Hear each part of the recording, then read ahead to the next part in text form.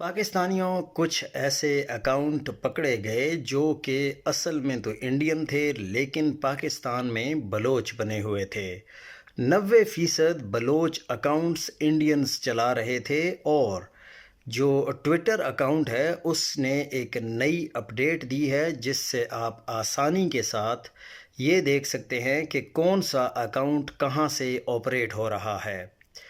ایک اکاؤنٹ تھا بلوچستان فیکٹس، اور ایک اکاؤنٹ تھا بلوچ بہت بلوچ۔ دی بلوچستان پوسٹ بھی ایک ایسا اکاؤنٹ ہے جو خود کو بلوچ اشاعتی ادارہ ظاہر کرتا رہا اور مسلسل پاکستان مخالف پروپیگنڈا کر رہا تھا۔ یہ اصل میں انڈیا بیسڈ نکلا جو دہلی سے آپریٹ ہو رہا تھا۔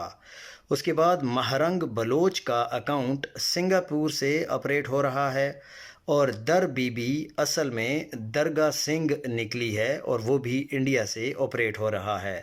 یہ افغانی بلوچ بنا ہوا تھا لیکن ایکسپوز ہو گیا، اور یہ افغانستان سے یہ اکاؤنٹ چل رہا ہے۔ صدف بلوچ بھی شنکر پانڈے نکلا، اس میں بڑی آسانی کے ساتھ سب کچھ پتہ چل گیا ہے۔ اور یہ بھی نرسیما ریڈی نکلا جو کہ نورا بلوچ کے نام سے اکاؤنٹ چل رہا تھا۔ معصوم کم عمر مہذیب شفیق کے نام پر اکاؤنٹ بھی یورپ سے چلایا جا رہا ہے، اور اس کے علاوہ یہ بجرنگی پانڈے بھی انڈیا سے چل رہا ہے جس کو بلوچ براہگ کے نام سے لگایا گیا ہے۔